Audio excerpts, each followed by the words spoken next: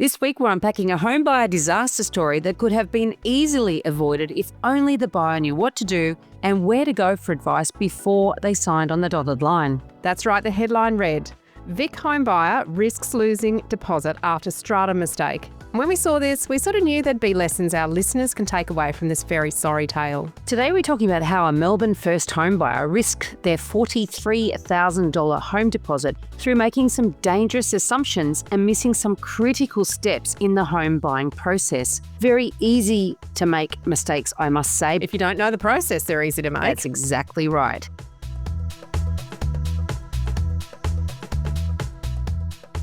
Welcome to Your First Home Buyer Guide, the podcast for first home buyers who want to become educated home buyers. I'm Veronica and that was Meighan. We are two of Australia's most experienced buyer's agents and probably old enough to be your mum, which is a good thing because between us, we've got almost 50 years experience to share with you, and together we're going to cut through the BS and make sure that you're well informed so you make better decisions. Now, when you get to the end of this episode, make sure you check out the website homebuyeracademy.com.au. Take a look at our course for first home buyers. We've created an easy-to-follow course that builds on all of our professional experience to take you step by step through the whole home buying journey. You'll know exactly what to do, when to do it, and be able to find your first home faster and easier with our guidance along the way. It's the next best thing to having your very own buyer's agent. Now, before we get into the interesting stuff, in this week's episode, there's the boring bit to do, and that's the disclaimer. You, of course, know that nothing in this podcast is to be taken as personal advice. We always recommend getting the advice of an expert in their field who takes their time to personally understand your situation. Now, we've done our very best to ensure that the content is correct at the time of recording, but things change rapidly, so always check with the relevant government authority or your trusted advisors, or both, to get the most up-to-date information. Now, this story contains elements of steps 2, 7 and 8 in what we call the PACE system, which is the process that we teach in the First Home Buyer course. So, shall we run through what happened, Meighan? Let's have a look at what the article said. So a Victorian first home buyer has revealed they might lose their $43,000 deposit after trying to use a recently extended state government support program. It's not yet clear if the soon-to-be implemented federal program that mirrors it will contain the same trap. But a Reddit user over the weekend has revealed missing a fine print clause while trying to use the scheme could be set to cost them their home buyer deposit. Imagine saving for that long and potentially losing it. I know, shocking. Now, the VHF, or the Victorian Home Fund, specifically prohibits purchases for homes that have a Stratum title. So before we sort of go through all the elements of the story and pick it apart and show where if only these buyers knew what to do and when, they would never have got themselves into this pickle, let's just quickly explain what Stratum title is. So I'm going to begin with a little history lesson. We're all pretty familiar with strata title. You know, we get that this is the way in which most blocks of units or townhouses are carved up and the ownership is allotted to the individual lot owners, right? Now, for those in Queensland, also called community title. Yeah, so it's basically a carving up of a building and the lots within a building or a complex, right? But before strata title was invented, buildings with more than one unit in them and more than one owner were what's called company title. So whereby instead of individuals owning their lot, they instead own shares in a company that owned the entire building, and these shares effectively gave them usage rights over their apartment as well as access to common property. And we see that in inner Sydney quite commonly. It's also the case in inner Melbourne. So older buildings typically. But banks typically don't like to lend that much money on these, as company shares are seen as more risky than what's known as real property. And that's why strata title was invented, to solve this problem. But stratum title is only a Victorian thing. It's really only a Melbourne thing. And it's easily confused with strata if you don't know what you're doing, because it's like a hybrid. And it sounds similar to strata. It does. What stratum means is that it's a hybrid. So it's sort of strata and it's sort of company. It sort of means that you own your lot, you own your apartment, but you also own shares in the common property. So on the land that it's on, maybe the driveways, maybe lift wells, all that sort of stuff. It's a bit of a very complicated structure, if you like, and it's a hangover of a previous time. And I guess how would a buyer pick that up? Well, I guess awareness is one thing, Veronica. Knowing what to look for in a contract to sale, it's something we teach in the course. But if you don't know or you missed it, you just wouldn't discover this if you didn't get the contract reviewed by a solicitor. Now, if you do get the contract reviewed by a solicitor before you sign it, then this should be raised. And you always do that before making an offer. It's a very basic part of the process that we teach, and we always recommend getting a solicitor to review a contract. But when the original story broke on Reddit, the buyer themselves actually put this up for commentary. Here's what they wrote. So this is their story, right? We're in Victoria and got a spot in the Victorian Homebuyer Fund, VHF, which is a shared equity scheme where the government purchased 25% of the property, you put in the 5% deposit, and the mortgage covers the rest. Basically, you can buy more house for less. Great. After searching for a few months, we found a villa we wanted to bid on. We were outbid. All right, so they missed out on one. Back to their quote, we did everything right with that place, got the conveyancer to check the contract, pest inspection, etc. Maybe it was the excitement of finally bidding on a place after looking for 4 months, but we also ended up bidding on and winning a property about an hour later. We were so happy with it. Great suburb, perfect school for our son, good price. Alarm bells ring. Yeah. Alarm bells ring. So I think what they're saying here is the property that they went for, they bid on and they were underbidder on, they did all the right things. They knew the right steps to take. But in the euphoria or the disappointment, probably, bidding at an auction, there are lots of emotions going through. There's a lot of adrenaline. It can impact on your decision to make a really carefully thought out plan and process. So it looks like what they've done is gone from missing out on one to running over to another one that was for auction an hour later, not doing any of their due diligence steps and being successful. A knee-jerk reaction. And you know what? We often say that if the property is easy to buy, it potentially could be difficult to sell, right? And the reason this one was easy to buy for them, as it turns out, is it was Stratum title, not strata title, and they didn't even know. I wrote an article years ago about the most vulnerable buyer, and that is the person who's just missed out at auction. They are at the most at risk of a rebound purchase, and that's exactly what appears to have happened here. They just missed out. They're feeling the pain of loss, and an agent has offered them an immediate pain relief, which actually turned out to create even more pain. Oh, God, I just really feel for them because I totally understand how it feels to be in that position of having missed out. And it's when you've really got to put your head in front of your heart and start making intelligent decisions. Now, back to the article.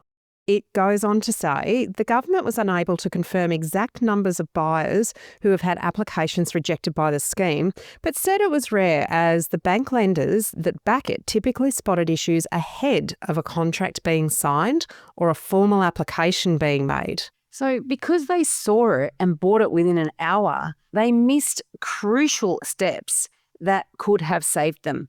Firstly, their broker had no idea what they were doing and so couldn't check the title and advise them of the risks to lending. Yeah. And then they didn't get the contract reviewed by a lawyer who would have noticed that it was Stratum title and would have informed them. And then thirdly, they didn't even think to check the small print in the VHF scheme because it's a classic of you don't know what you don't know. Didn't even occur to them that this is even a risk. Let's face it, these are rare, but they do exist and this is very real. And it would be really tempting to say, well, nobody told me. And I'm not saying that's what these buyers did, but it can be tempting to say, well, nobody told me. But that's, again, where you as the buyer have to put yourself into a position of knowledge and power to know what to ask and when to ask. I'm going to guess, no, I'm just going to assume that they went from the pain to the potential pain relief and didn't even know to check the contract themselves, to ask the agent in any in-depth stories. It's not up to the agent to tell them that there's a difference between strata and stratum. It would be on the contract. The information would have been available had they done their checks and balances beforehand. So I really feel for them here because I can see how they've flipped so quickly to try and solve the pain problem and probably felt really good at the end, but it's caused a lot of headaches by the sound of it. Yeah, and I think because they're also relying on a specific government incentive for first home buy, I think anybody who's relying on a specific program needs to absolutely familiarise themselves with all of the specifics of that specific program, right? Remember that episode we did about the SuperSaver? In the fine print, the devil's in the detail, isn't it? There was something that those buyers we talked about in that episode something that they did, that they thought they were doing the right thing, didn't even occur to them that they could completely undo their validity and their qualification for that program. And then they got themselves in a situation where they're no longer able to buy the property they thought they could buy. They didn't qualify. Yeah. And just to recap that one, and we'll put the episode in the show notes, but that was really about not having good advice. So they'd done a lot of these things themselves and didn't realise how different things would interact. And so what they'd done was they'd withdrawn the money from their super in one financial year, which had increased the taxable income. They were trying to buy in the next financial year, which put them outside of the income limits for the other scheme that they were trying to buy through. So it cut them out completely. So there is another federal scheme, back to this story, where these buyers were taking advantage of a shared equity scheme. And so these are going to become probably more commonplace, I would think, as governments are seeking other ways to help first home buyers get into the market. And if you don't have the bank of mum and dad to sort of help you get into a property, when the government says, look, we'll take a 25% stake of ownership, that means that you only have to pay for effectively 75% of the property.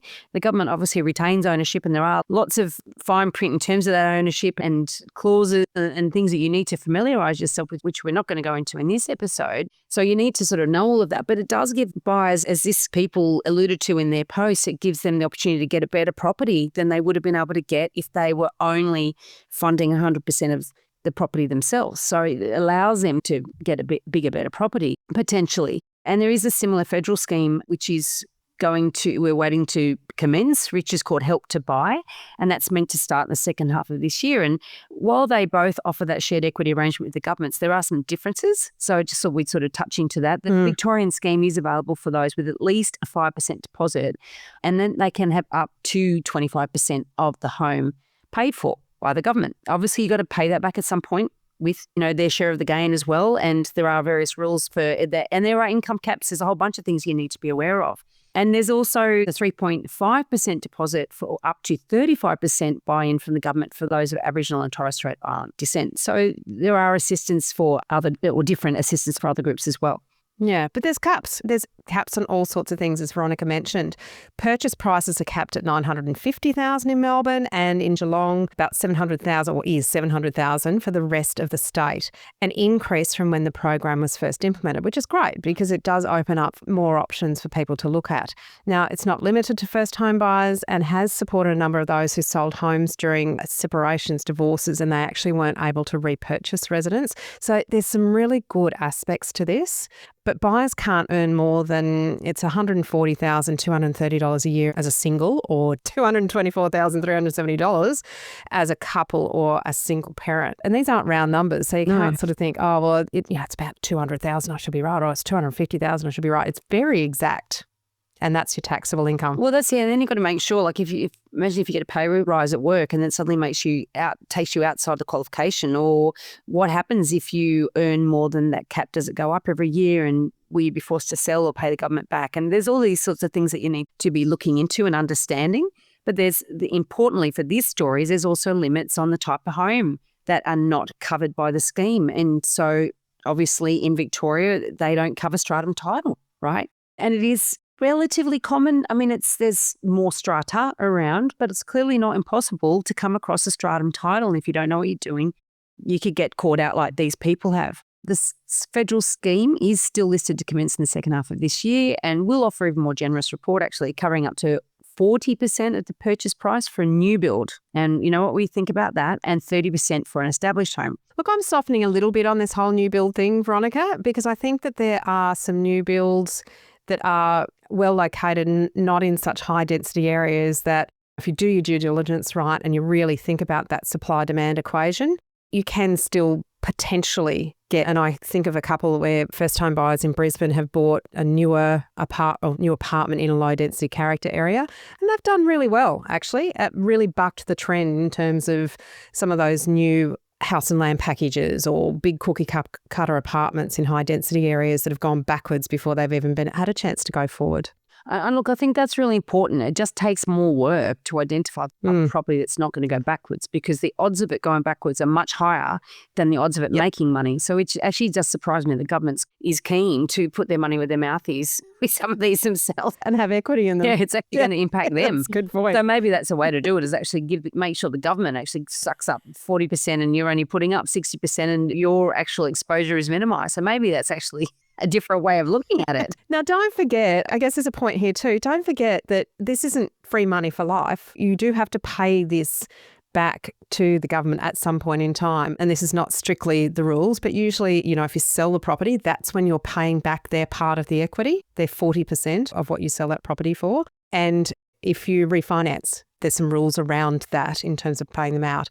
So it's not just free 40% ownership.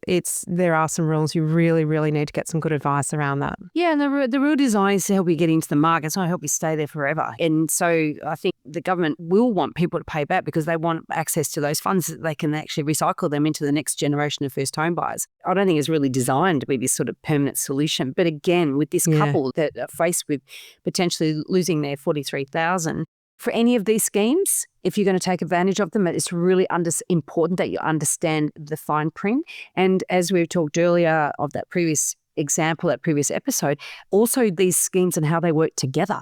Because sometimes you can get unstuck by trying to qualify for more than one scheme at a time. And plenty of people have done that, but there can be some trickiness there as well. But you've got to understand the income caps, your price caps, the types of property that are covered by the schemes, how long you need to live in it.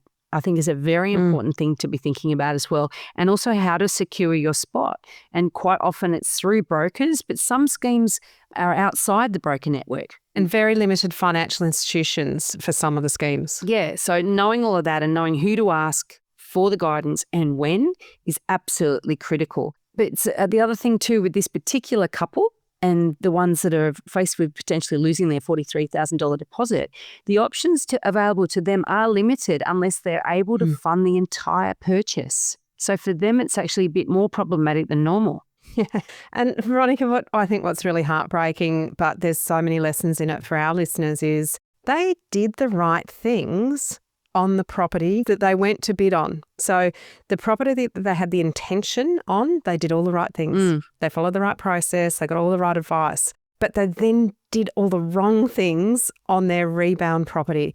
They're heartbroken. Here's a solution to our pain relief. All the wrong things were done on that one. And it could have been so easily avoided if they'd got the advice from the right people. If they had just picked up the phone, possibly to their broker, and said, hey, we missed out, we're looking at this one, are there any red flags? Could you run your eye over it for us? It's possible that could have been raised at that point in time. But because they just went straight to, and of course, if you can get your conveyancer on a Saturday, even better to get them to run their eye over it, but probably less likely. But it's just that they didn't stop, think and consider that there might be something different about this other property to what was originally researched, and they were ready to bid on with confidence. The thing too is that a lot of people, we hear this, we've heard this many, many times over the years talking to different buyers. When they've spent money on a building in pests, they've spent money on a contract review, they've spent money on a strata report, for example, and they missed out on the property. It feels like dead money. And it is in a way. Sunk cost bias. It is sunk cost. And so you can understand the temptation to go, you know what, I don't want to spend all that money next time because if I don't get it, it's wasted. But if you do get it, this is the difference. This is where the money is not wasted, because if you do get that property, you need to know this stuff. Or in this particular case, you wouldn't have gone for it and they wouldn't have bought this property. And they wouldn't be now risking $43,000 instead of maybe $1,000 for argument's sake of what it would cost. So you can certainly see how it's really easy to make these wrong assumptions when you have been missing out on property, but how dangerous it is to go in without understanding the full ramifications of what you're doing and knowing how to do it, and not taking advice from the wrong people. Because, for example, the agent would have encouraged them to bid.